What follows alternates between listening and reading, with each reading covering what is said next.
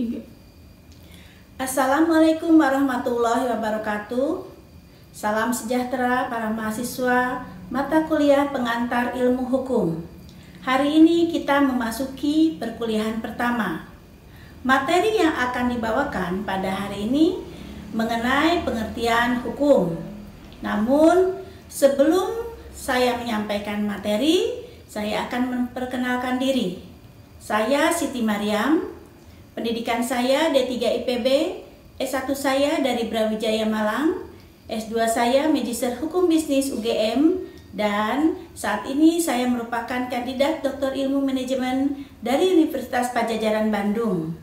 Kalian bisa menghubungi saya melalui kontak 0821 000 4889 ataupun melalui email mari.perkuliahan@gmail.com.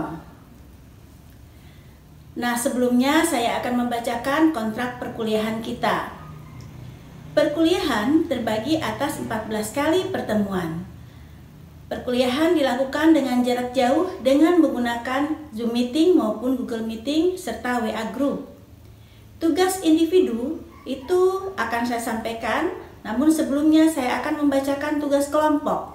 Tugas kelompok terdiri daripada 2 kali, yaitu pada pertemuan pertama dan pertemuan ke-8. Lalu ada kuis dilakukan 2 kali juga pada pertemuan ke-6 dan ke-13. Di luar daripada yang lainnya merupakan tugas individu. Selain itu, kalian wajib mengikuti UTS maupun UAS. Materi bisa diunduh dari SSO dan link yang akan saya berikan. Lalu tugas dan kuis ini dikumpulkan melalui SSO sebagai bukti kehadiran dalam perkuliahan. Penilaian. Untuk kehadiran memiliki nilai 10%, UTS memiliki nilai 20%, UAS memiliki nilai 30%, kuis memiliki nilai 20%, dan tugas memiliki nilai 20%. Topik yang akan kita bahas sebelum memasuki UTS ada 7 materi. Antara lain, yang pertama pengertian hukum, yang kedua disiplin hukum umum, yang ketiga arti hukum, yang keempat hukum sebagai kaidah, yang kelima proses terjadinya hukum, lalu yang keenam tujuan hukum, dan yang ketujuh fungsi hukum. Memasuki UAS, kita mendapatkan 7 materi kembali. Namun ini lanjutan daripada 7 materi sebelumnya.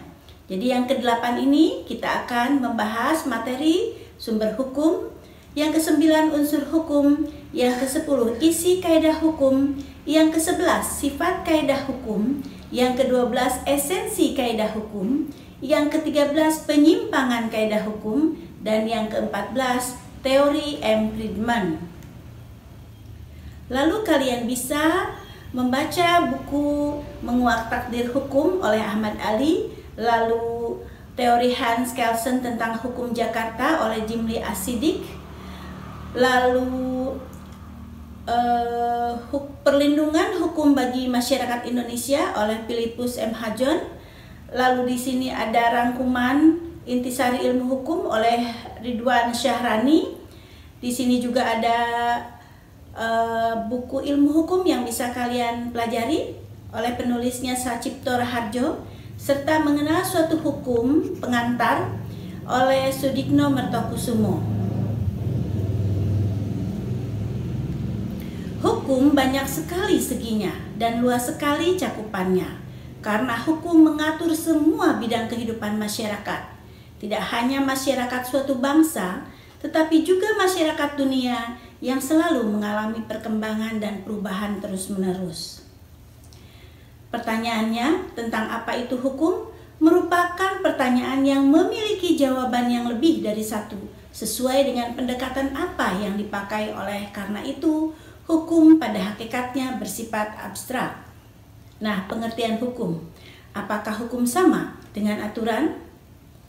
Menurut Kamus Besar Bahasa Indonesia, hukum adalah peraturan atau adat yang secara resmi dianggap mengikat, yang dikukuhkan oleh penguasa atau pemerintah. Lalu menurut Kamus Oxford, bahwa hukum adalah sistem peraturan yang diakui oleh suatu negara atau komunitas tertentu sebagai pengatur tindakan para anggotanya dan yang dapat ditegakkan dengan pengenaan hukuman.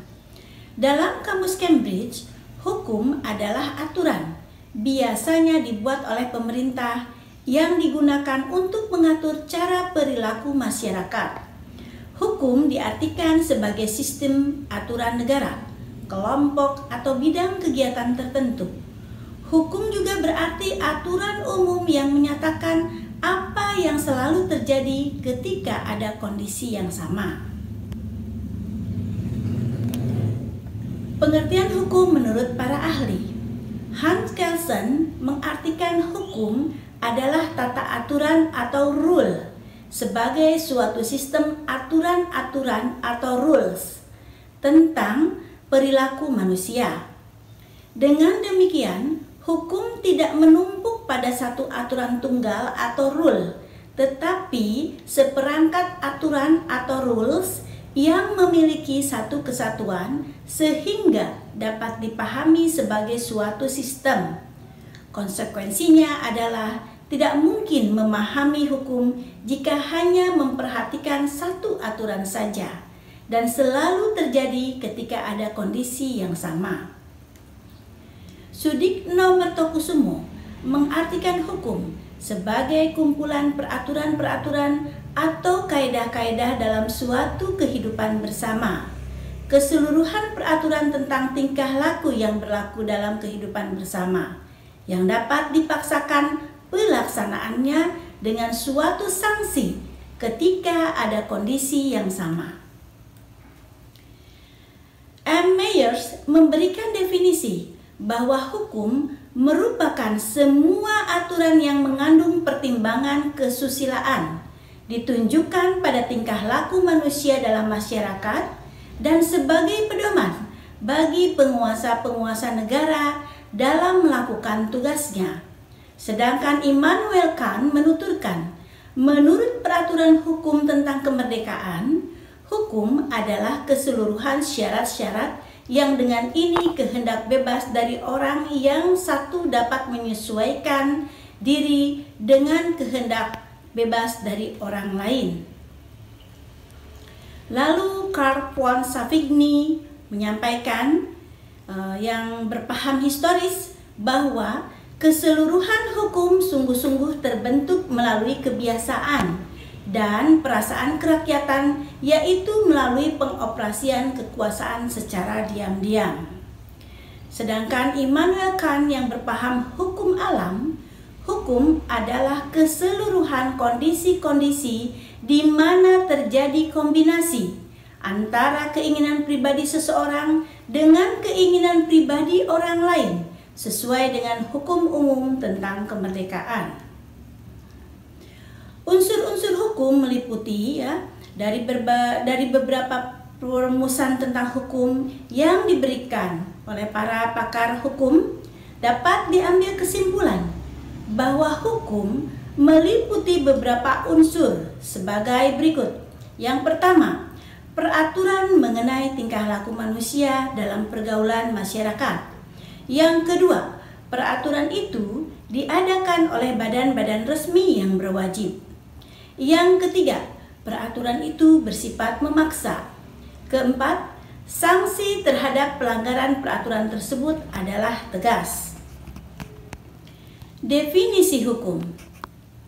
Sehingga kita dapat merumuskan pengertian dari hukum sebagai seperangkat peraturan baik yang tertulis maupun tidak tertulis yang dibuat oleh penguasa, dalam hal ini adalah pemerintah ataupun negara, yang mengatur tingkah laku manusia dalam masyarakat serta mengandung sanksi yang tegas dan memaksa.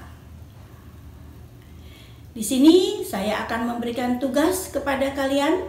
Yang pertama adalah kalian dapat mendefinisikan hukum menurut pendapat Sudikno Mertokusumo. Yang kedua, kalian dapat menjelaskan hukum sebagai sistem peraturan yang diakui oleh suatu negara tertentu sebagai pengatur tindakan para anggotanya dan yang dapat ditegakkan dengan pengenaan hukuman. Demikian perkuliahan hari ini kita akhiri. Sebelumnya saya mengucapkan terima kasih atas kehadiran kalian semuanya. Tetap kalian dapat mengikuti perkuliahan pada minggu berikutnya. Terima kasih. Wabillahi taufiq wal hidayah. Wassalamualaikum warahmatullahi wabarakatuh.